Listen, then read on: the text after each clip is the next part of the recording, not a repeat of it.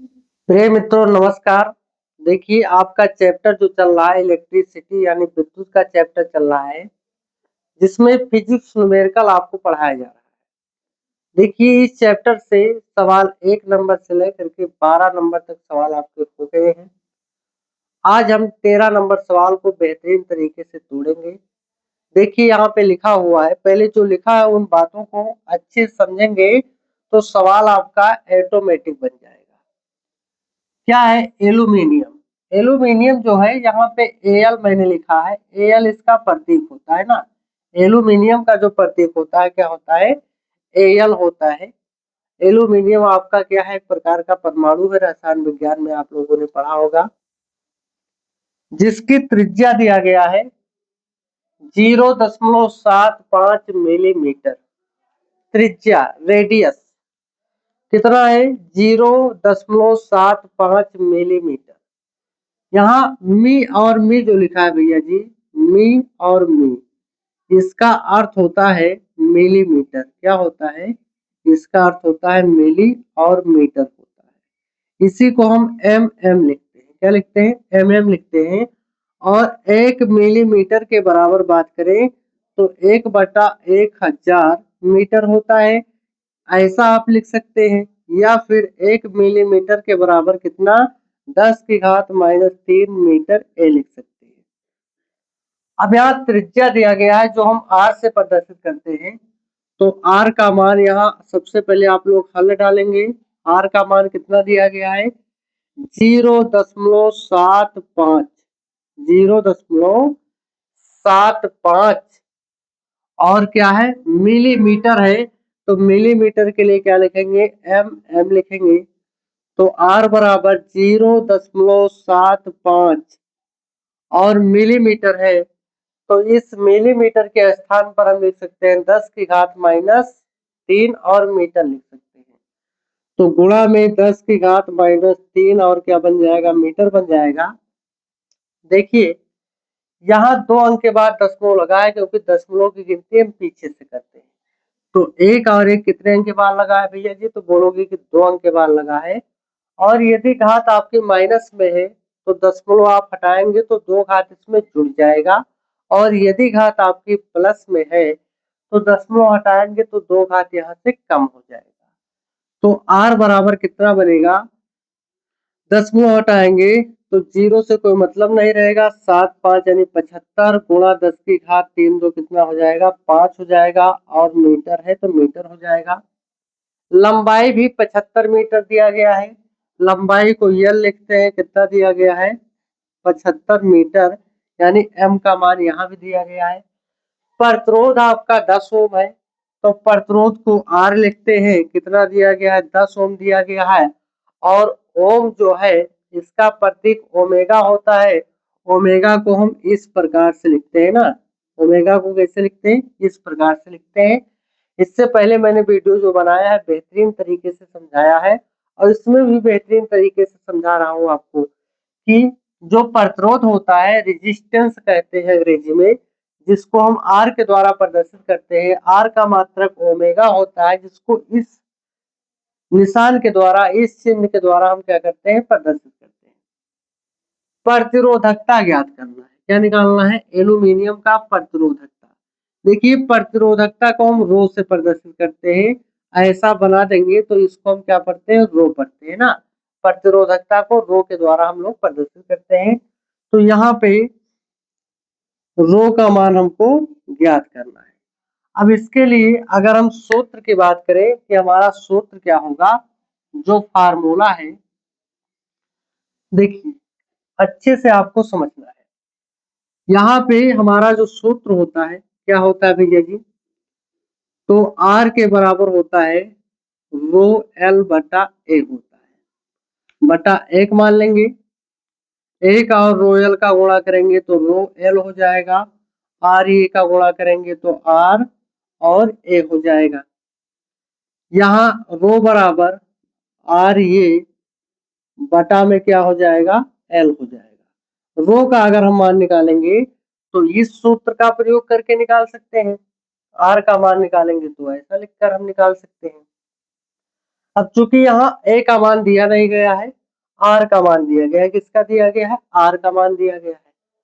तो ए का प्रयोग हम कैसे करेंगे? देखिए, ए के बराबर हम लिख सकते हैं क्या? पाई आर स्क्वायर लिख सकते हैं। ए के बराबर क्या लिख सकते हैं? पाई आर स्क्वायर। तो इस फार्मूले को हम बदल देंगे। रो बराबर क्या बनेगा? आर, और ये के जगह पर लिखेंगे पाई आर स्क्वायर बटा में आपका क्या हो जाएगा? यल। तो यहाँ एल हो जाएगा। अब देखिए, आर का मान कितना है? 10 ओम दिया गया है। पाई का मान कितना होता है? 22/7 होता है, या फिर 3.14 होता है। पाई का मान 22/7 या 3.14। तो यहाँ पे लिख लेंगे हम 3.14 गुणा आर का मान। देखिए कितना है? आर का मान यहाँ पे 75 गुणा 10⁻⁻5 है। तो हम लिखेंगे 75 गुणा 10⁻⁻5, और स्क्वायर है इसका, तो इसका स्क्वायर हो जाएगा, वर्ग कर देंगे। यल का मान कितना है? तो यल का मान आपका सिर्फ 75 है ना, तो इसको ऐसे लिखेंगे। अब रो बराबर 10 गुणा 3.14 गुणा 75 का स्क्वायर है, तो इसको हम लिखेंगे 75 गुणा 75, और ये 5 है, 10⁻⁻5 में है, तो 10⁻⁻5 गुणा 10⁻⁻5, 5 5 मिलके कितना हो जाएगा? -10। और नीचे आपका कितना है? 75 है। तो एक 75 से 75 आपका कट जाएगा। इसको 10 की पावर 1 मान ले, हम क्या मान ले? 1 मान ले। तो 75 है, 75 लिख देंगे, गुणा 3.14 है, 3.14 लिख देंगे। यहाँ -10 है और प्लस यहाँ 1 है। 10 की पावर 1 का मतलब 10 ही तो होता है भैया जी। तो 10 में से अगर 1 घटाएंगे तो 10 की घात कितना बचेगा? -9 बचेगा। अब इसका तो गुणा आप लोग जानते ही हैं, ठीक है, कि इसका गुणा कितना होगा, तो आप लोग गुणा कर लीजिए, ठीक है। गुणा कीजिए और इसका आंसर आप लोग बताएंगे कि कितना आ रहा है। चलिए हम भी गुणा कर दे रहे हैं, क्योंकि गुणा भाई सबको आता है। 75 का गुणा करना है किससे? 3.14 को। तो कितना आ जाएगा यहाँ पे? 75 गुणे 3.14, तो 235.5 आ जाएगा। कितना आ जाएगा? 235.5 गुणा 10⁻⁻ कितना? 9 बनेगा। इसको अगर और सही से आपको लिखना है तो देखिए, एक अंक के बाद यहाँ दशमलव जो है 2 अंक आगे लाइए। कहाँ लाइए? 2 अंक आगे ले आइए। अगर आप नहीं करना चाहते हैं ना, तो चलिए इतना ही अगर आप लिख देंगे तो भी आपका एकदम आंसर करेक्ट हो जाएगा। अगर दशमलव 2 अंक पीछे लाएंगे तो 2 घात वहां से कम हो जाएगा। अब आपकी पुस्तक में जैसा उत्तर आता होगा वैसे आप लिख लीजिएगा, ठीक है। तो ये आपका बन जाएगा प्यारा सा उत्तर। अब वीडियो में आपको बने रहना है, इसका आप लोग स्क्रीनशॉट लेंगे, ठीक है। चलिए तब तक हम दूसरा सवाल आपके लिए ला रहे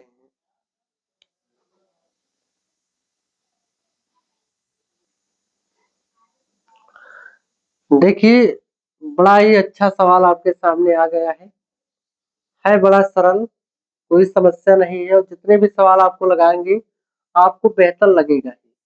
देखिए क्या लिखा हुआ है?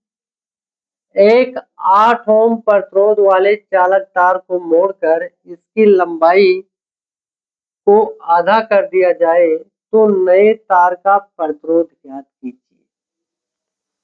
नए तार का प्रतिरोध हमें ज्ञात करना है। तो देखिए, यहाँ आर का मान आपको दिया गया है, 8 ओम प्रतिरोध दिया गया है। तो प्रारंभिक प्रतिरोध आपका 8 ओम दिया गया है, इसको आर मान लीजिए। यहाँ पे आप लोग हल डालेंगे।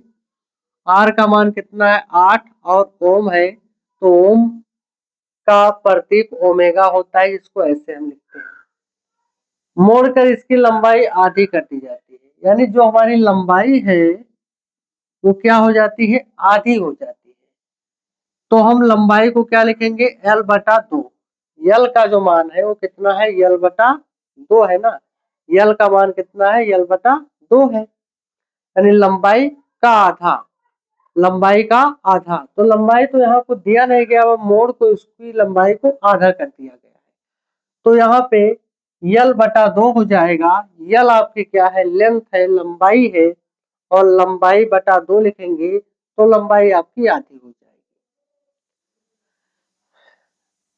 नए तार का प्रतिरोध ज्ञात करना है, तो यहाँ नया तार हम लिखेंगे, नया तार का प्रतिरोध पूछा जा रहा है।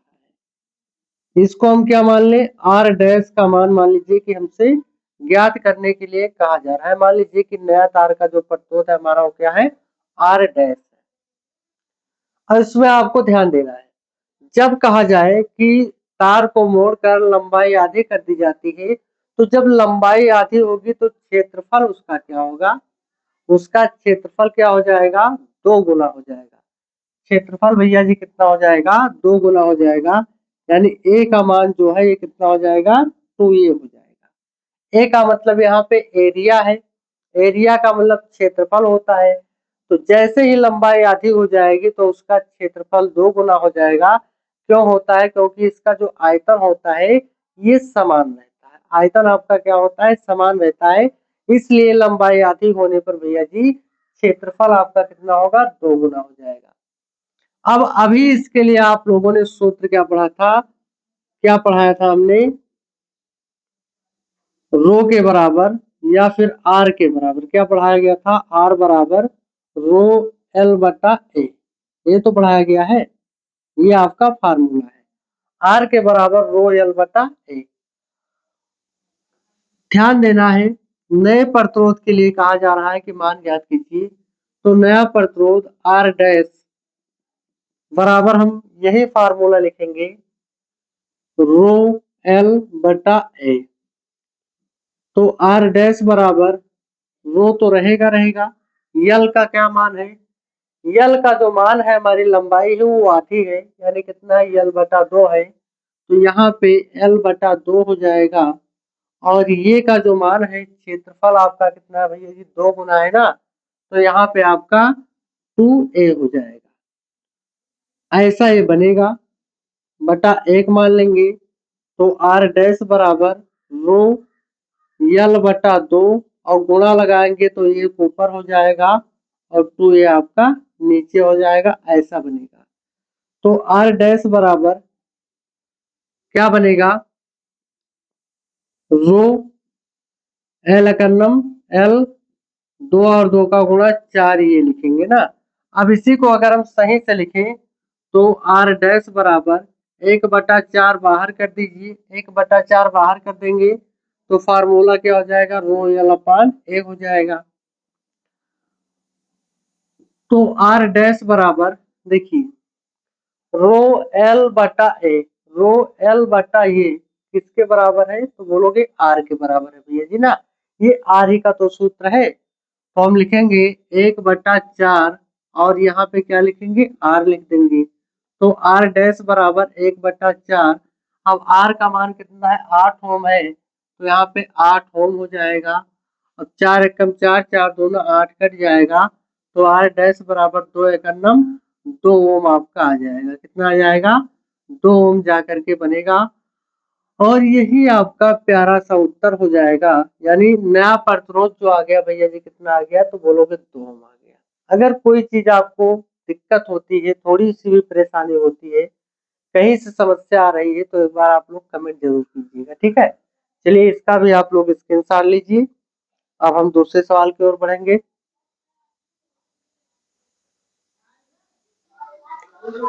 देखिए अगला जो आपका प्रश्न है ये भी बहुत अच्छा सवाल है। क्या बताया गया इसमें कि एक चालक तार का प्रतिरोध 12 ओम है, ये ओम का प्रतीक है, ओमेगा है ना, 12 ओम है। इस तार को खींचकर इसकी लंबाई 2 गुना कर दिया जाए तो नए तार का प्रतिरोध ज्ञात कीजिए। उसी प्रकार से ये भी है। तो आपको एक कागज और पेन लेकर के नोट कर लेना है कि जब लंबाई कितना कहा जाए, आधा कहा जाए, लंबाई जब आधा होगा तो उसका क्षेत्रफल कितना हो जाएगा, 2 गुना हो जाएगा। लेकिन अगर लंबाई 2 गुनी होगी तो क्षेत्रफल कितना हो जाएगा, आधा हो जाएगा। ये कहीं आप नोट कर लीजिए कि लंबाई अगर आधी कहा जाए कि लंबाई आधी हो जाएगी तो क्षेत्रफल 2 गुना और लंबाई यदि 2 गुना तो क्षेत्रफल उसका आधा हो जाएगा। तो यहाँ R का मान दिया गया है, आप लोग प्यारा सा हल डालेंगे। R का मान कितना दिया गया है तो बोलोगे 12 ओम दिया गया है। इसकी इस तार को खींचकर इसकी लंबाई 2 गुना कर दिया जाता है, यानी जो लंबाई है 2l हो जाती है। 2 गुना का मतलब क्या है, 2 गुणे l बराबर 2l, यानी लंबाई 2 गुना हो गया। तो क्षेत्रफल क्या होगा, इसका आधा हो जाएगा ना, यानी a/2 हो जाएगा। नए प्रतिरोध ज्ञात करना है तो मान लीजिए कि नया प्रतिरोध हमारा क्या है, r डैश है, इसका मान ज्ञात करना है। और r के बराबर आपका फार्मूला क्या होता है, रो एल बटा ये होता है, ये आपको याद रखना है। अब नया प्रतिरोध हमको ज्ञात करना है तो हम r डैश बराबर सूत्र लगाएंगे रो एल बटा ए का, रो एल बटा ए का ही फार्मूला लगाएंगे। तो r डैश बराबर रो तो रहेगा इससे, यल का मान कितना है, यल का मान 2l है, तो ये आपका 2l हो जाएगा। और ये का मान कितना है, a/2 है, तो यहाँ पे a/2 हो जाएगा। तो r डैश बराबर ये दो जो नीचे भाग में ऊपर जा करके गुणा में हो जाएगा, तो रो तो ऐसे रहेगा, क्या हो जाएगा 2l गुणे 2 और बटा क्या बनेगा, a बनेगा। तो r डैश बराबर 2 और 2 का गुणा 4 बाहर कर लेंगे, रो l बटा a एक साथ लिख देंगे ना। देखिए 2 और 2 का गुणा 4 बाहर कर दिया मैंने, रो और यल बटा ए को एक में कर दिया। ऐसा मैंने क्यों लिखा है, क्योंकि रो यल बटा ए का मान कितना है, r है। इसके बराबर कितना है भैया जी, r है ना, तो अब आप लिखेंगे r डैश बराबर 4 गुणा, इसके स्थान पर क्या लिखेंगे, r लिखेंगे। तो जब इसके स्थान पर आपका r हो जाएगा तो r डैश बराबर कितना 4 है, 4 हो जाएगा, गुणा r का मान यहाँ पे कितना है, तो r का मान पहले से ही दिया गया है 12 ओम, तो कितना हो जाएगा 12 ओम हो जाएगा। 12 और 4 का आप गुणा करेंगे तो 12 चौक कितना होता है, 48 होता है। 48 ओम आपका उत्तर आएगा, यानी जो नया प्रतिरोध आपका बनेगा भैया जी कितना बन जाएगा, तो बोलोगे कि 48 ओम हो जाएगा ना। तो चलिए जोरदार स्क्रीनशॉट होना चाहिए।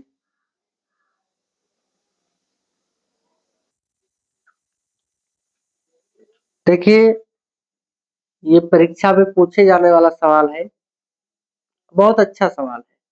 क्या लिखा हुआ है कि यल लंबाई ए मोटाई, यहाँ पे यल लंबाई है और ये मोटाई है। अनुप्रस्थ काट का क्षेत्रफल के तार का प्रतिरोध 10 ओम है। इसी पदार्थ के एक अन्य तार जिसकी लंबाई यल बटा 3 तथा मोटाई 3 ये हो तो इसका प्रतिरोध ज्ञात कीजिए। देखिए बड़ा ही अच्छा सवाल है।